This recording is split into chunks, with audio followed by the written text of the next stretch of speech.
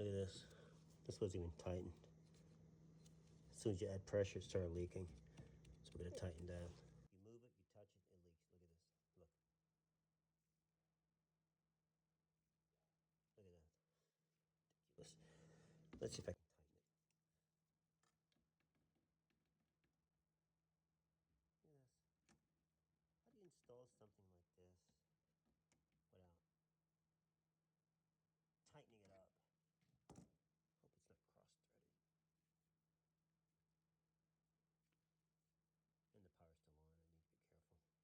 I gotta check everything. I'm actually gonna turn the water off and tighten everything up. Okay, at least that's tight.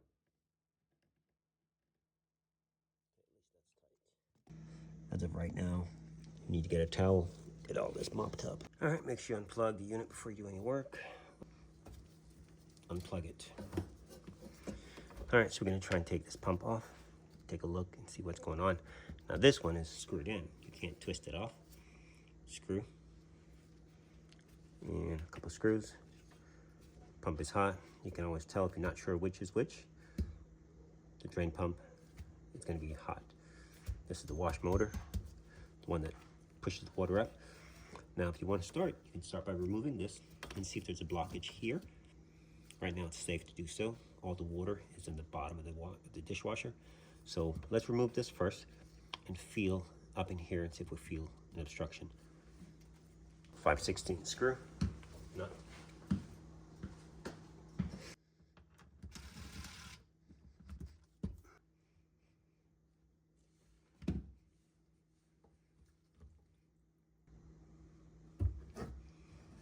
Or something's caught there. Now this has a back flap, which means water doesn't go back in, which is good. So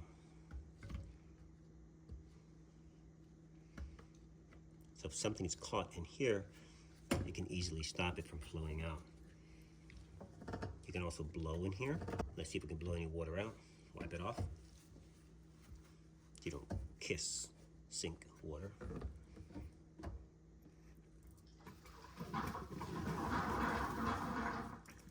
All right, we blew it out, so we know our hose is good.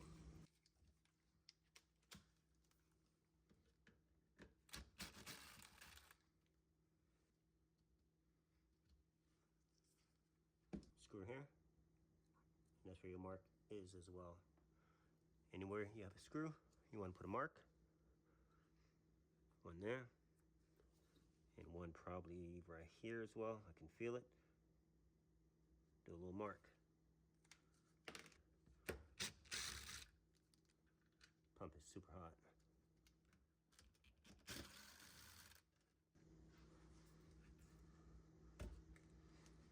All right, let's see what's in this thing.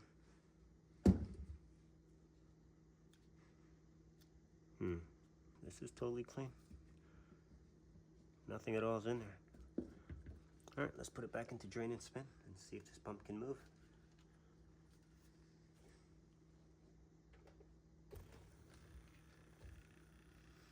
All right, pump is pumping, just fine.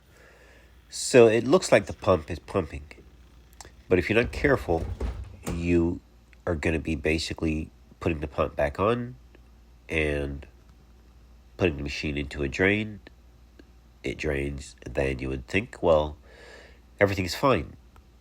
But just remember, if the washer is not going through or not draining all the water, there's a problem either in the drain pump or the board. We verified that the drain line was not clogged, so the problem has to be in the housing. We verified that the housing is not obstructed. So the board is supplying voltage. If you hear a humming, that tells you that the board is doing its job. Now, on this particular unit, I actually dug deeper into it, and I will have videos on checking the board, running the drain pump from the board, and also the wash pump, checking the heater. Those will be in Patreon if you want to check that out. But basically, this particular repair, you will be replacing the drain pump. The reason is if you put the unit back together and it washes and there's water at the end of the cycle, that tells you that the drain pump is not up to par. It is not completing the job. So what they end up doing, these drain pumps, when they go bad, they will basically skip the drain process. So especially on this particular unit, it's not that complicated, meaning it doesn't know when the washer needs to drain or not drain. So it thinks it's draining. Right now we're draining. Totally fine. Now, you will put it back together, and all of a sudden, you notice that there's still water in the tub. So that's very tricky because it drains, but then during the wash, it does not drain. It skips it because the pump is binding. So the pump is actually not draining because it's overheating and it's not able to complete the job. So right now it's washing and I'm checking for leaks here. But like I mentioned, once you're gone, and if you notice that it is still not draining, then that is the problem. We verified that there were no obstruction and the pump is still not draining. But I dug into this unit further. This was pretty much a short video explaining and showing you what to look for in the event that you're experiencing this. All right, so it is draining. Reroute your hose.